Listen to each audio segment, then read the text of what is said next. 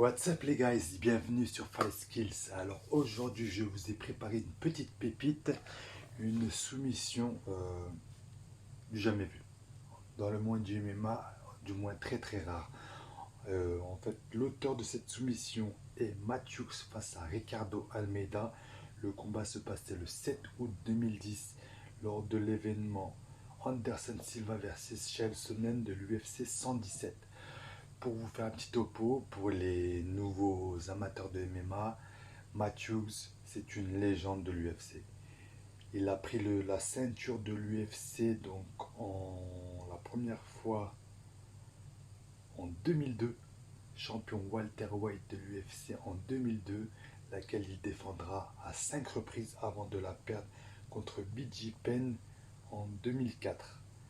Et ensuite il récupérera la ceinture contre Georges Saint-Pierre en 2004 et il va les défendre une, deux, trois fois avant de perdre la revanche contre Georges Saint-Pierre. Et à partir de là, bon, ça sera plus jamais pareil pour lui, mais en tout cas, c'est un très grand champion, un lutteur NCAA division et dans la division 1, c'est-à-dire le gratin des lutteurs américains universitaires. Très gros rappeur, il avait participé à la DCC dans les années 2000 Toron, au cours de laquelle d'ailleurs il avait déjà battu Ricardo Almeida. Et donc là, il a affronté Ricardo Almeida en 2010. Ricardo Almeida, pareil, légende du Jiu-Jitsu, ceinture noire sous Renzo Gracie, et actuellement aussi entraîneur d'Eddie Alvarez, Frankie Edgar, bref, du gratin.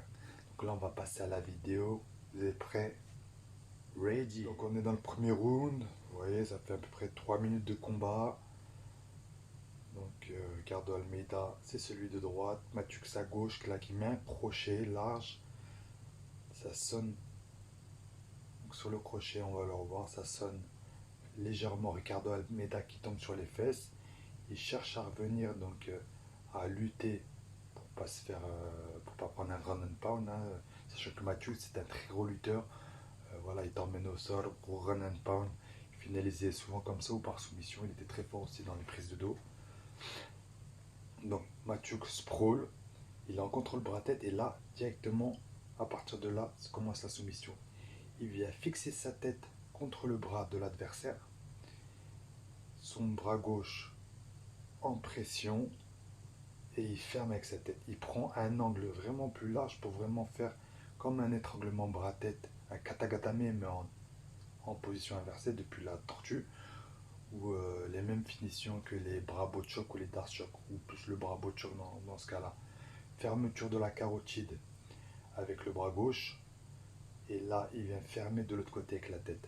En fait, on appelle ça une Schultz front lock. De son auteur, en fait un lutteur américain, David Schultz, qui avait inventé cette soumission. Cette soumission, en fait en lutte il n'y a pas de soumission, mais il l'avait démocratisée. Donc on continue, et Ricardo Almeida qui tombe dans les pommes, et victoire de Matthews. Donc vraiment superbe, super finish, hein. Je pense que Ricardo Almeida l'a pas vu arriver.